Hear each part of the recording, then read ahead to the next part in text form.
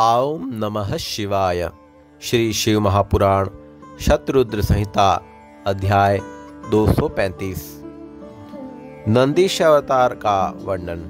सनत कुमार बोले, हे नंदीश्वर, आप महादेव के अंश से किस प्रकार उत्पन्न हुए और किस प्रकार से शिव तत्व को प्राप्त हुए? हे प्रभु, मैं वह सब सुनना चाहता हूँ, अतः आप मुझे बताने की कृपा करें।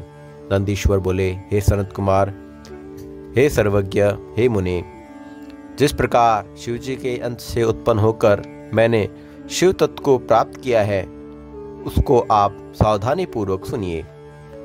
किसी समय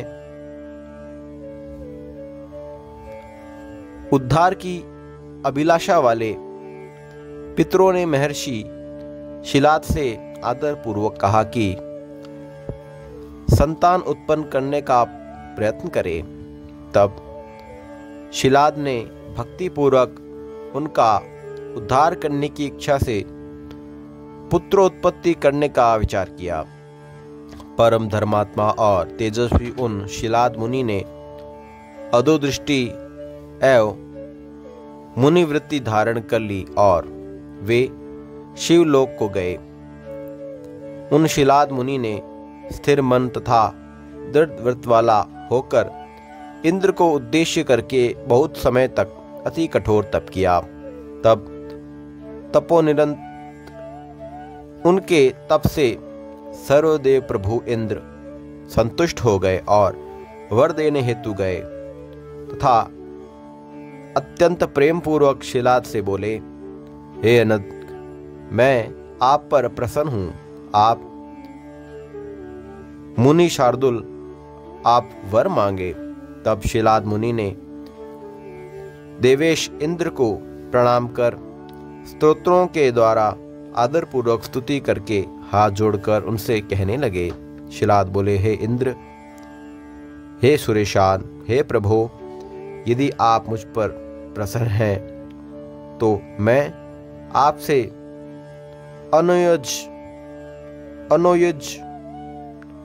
अयोनिज अमर तथा उत्तम व्रत वाले पुत्र की कामना करता हूं। शक्र बोले, हे पुत्रार्थिन, मैं आपको योनि से उत्पन्न तथा मृत्यु को प्राप्त होने वाला पुत्र दे सकता हूं। इसके विपरीत नहीं, क्योंकि मृत्युहीन तो कोई नहीं है।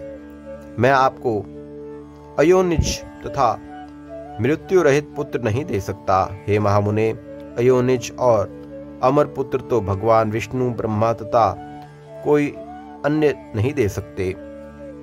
वे दोनों भी शिव के शरीर से उत्पन्न होते हैं और मरते रहते हैं, एवं उन दोनों की आयु का प्रमाण भी वेदों में अलग कहा गया है। इसलिए हे विप्रवर, मृत्युहीन एवं अयोनिज पुत्र की कामना प्रयत्न पूर्वक छोड़ें और अपने सामर्थ्य वाला पुत्र प्राप्त करें। हाँ, यदि देवादिदेव महादेव रुद्र आप पर प्रसन्न हो जाएं, तो आपको अत्यंत दुर्लभ मृत्युहीन और अयोनिज पुत्र प्राप्त हो सकता है। हे महामुने, मैं भगवान विष्णु एवं ब्रह्मा भी अयोनिज तथा मृत्युहीन पुत्र नहीं दे सकते। यदि इस प्रकार के पुत्र को प्राप्त करने की कामना से आप महादेव की आराधना करेंगे, तो महान सामर्थ्य वाले वे सर्वेश्वर आपको इस प्रकार का पुत्र देंगे। मुनीश्वर बोले, हे मुने, परम दयालु इंद्र उन विप्रेंद्र को इस प्रकार से कहकर तथा उन पर अनुग्रह करके देवताओं के साथ अपने लोक को चले गए। वरदाता इंद्र के चले जाने पर वे शिलाद मुनि महादेव की आराधना करते हुए अपनी तपस्या से शिव को प्रसन्न करने लगे। इस प्रकार रात दिन तत्परता पूर्वक तपस्या करते उन द्विज शिलाद मुनि के दिव्य 1000 वर्ष के लक्षण क्षण के समान बीत गए। यह आश्चर्यजनक था। उनका समस्त शरीर वज्र सूची के समान मुख वाले एवं अन्य रुधिरपान करने वाले लाखों कीड़ों से तथा वल्की से ढक गया। उनका शरीर त्वचा, रुधिर एवं मांस से रहित हो गया। बॉम्बे में स्थित उन मुनिश्रेष्ठ शिलाद की हड्डियां ही बची रह गई थी। तब शिवजी ने प्रसन्न होकर उन्हें दिव्य गुणों से युक्त अपना दिव्य शरीर दिलवाया, जिसे कुटिल बुद्धि रखने वाले नहीं प्राप्त कर सकते। तब सभी लोकों के स्वामी शूलधारी शिव ने देवताओं के 1000 वर्ष से तप करते हुए उन शिलाद मुनि से कहा कि मैं आपको वर देने हेतु आया हूं। महासमाधि में लीन वे महामुनि शिलाद भक्ति के अधीन रहने वाले शिवजी की उस वाणी को सुन नहीं सके। तब शिवजी ने अपने हाथ से मुनि का स्पर्श किया। तब मुनि श्रेष्ठ शिलाद ने तपस्या छोड़ी। हे मुने, तदंतर नेत्र खोलकर पार्वती सहित शिव का दर्शन प्राप्त कर शीघ्रता से आनंद पूर्वक प्रणाम करके शिलाद मुनि उनके चरणों में गिर पड़े। तत्पश्चात प्रसन्नचित्त वे शिलाद कंधा झुकाकर हाथ जोड़कर हर्ष के कारण गदगद वाणी में परमेश्वर की स्तुति करने लगे। तदंतर प्रसन्न हुए देवादिदेव त्रिलोचन भगवान शिव ने उन मुनिश्रेष्ठ शिलाद से पुनः कहा, मैं आपको वर देने आया हूँ। हे महामते, इस तपस्या से आपको क्या करना है? मैं आपको सर्वज्ञ एवं सर्वशास्त्र वेता पुत्र दे रहा हूँ।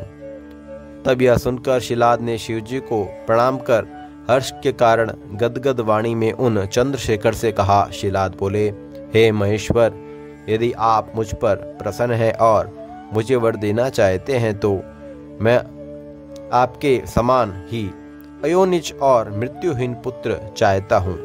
नंदीश्वर बोले, हे सनत कुमार।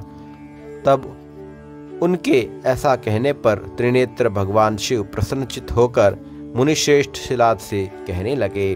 शिवजी बोले, हे विप्र, हे तपोधन, पूर्व काल में ब्रह्मा देवताओं और मुनियों ने मेरे अवतार के लिए तपस्या के द्वारा मेरी आराधना की थी, इसलिए मैं नंदी नाम से आपके अयोनिज पुत्र के रूप में अवतरित होऊंगा। और हे मुने, तब आप मुझ तीनों लोकों के पिता के भी पिता बन जाएंगे। नंदीश्वर बोले, ऐसा कहकर प्रणाम करके स्थित मुनि की ओर देखकर उन्हें आज्ञा देकर उमा सहित दयालु शिव वही अंतर्ध्यान हो गए।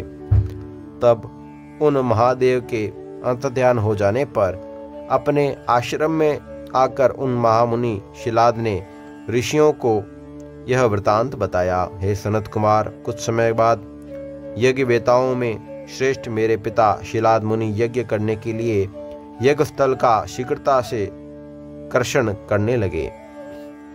उसी समय यज्ञारंभ से पूर्व ही शिवजी की आज्ञा से प्रयाग्नि के सदस्य दैदीप्यमान होकर मैं उनके शरीर से पुत्र रूप में प्रकट हुआ।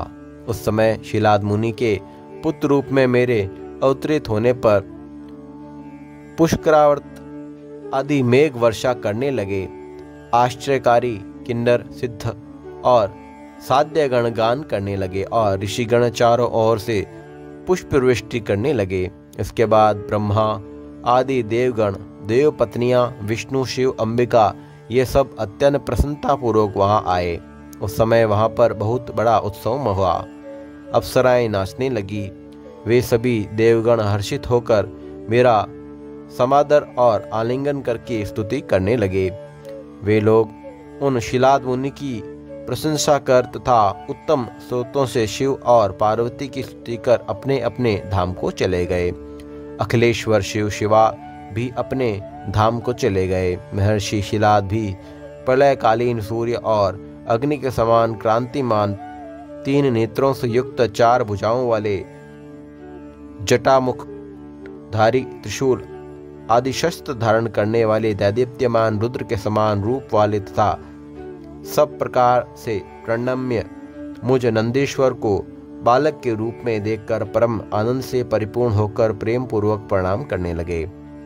शिलाद बोले, हे सुरेश्वर, आपने मुझ आनंदित किया, अतः आपका नाम नंदी होगा। इसलिए आनंद स्वरूप आप प्रभु जगदीश्वर को मैं प्रणाम करता हूँ।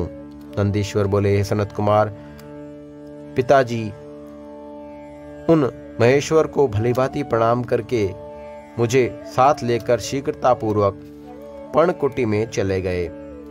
वे इतने प्रसन्न हुए मानो कि निर्धन को निधि मिल गई हो। हे महामुने, जब मैं महर्षि शिलाद की कुटी में गया तब मैंने उस प्रकार के रूप को त्याग कर मनुष्य शरीर धारण कर लिया। तदंतर मुझे मनुष्य शरीर धारण किया हुआ देखकर लोक पूजित मेरे पिता अपने कुटुंबियों सहित सुखी होकर विलाप करने लगे। शाल्यांका मुनि के पुत्र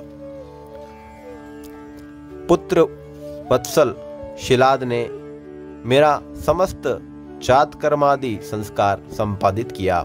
5वें वर्ष में मेरे पिताजी ने मुझे सांगोपांग वेदों तथा संपूर्ण शास्त्रों का भी अध्ययन कराया।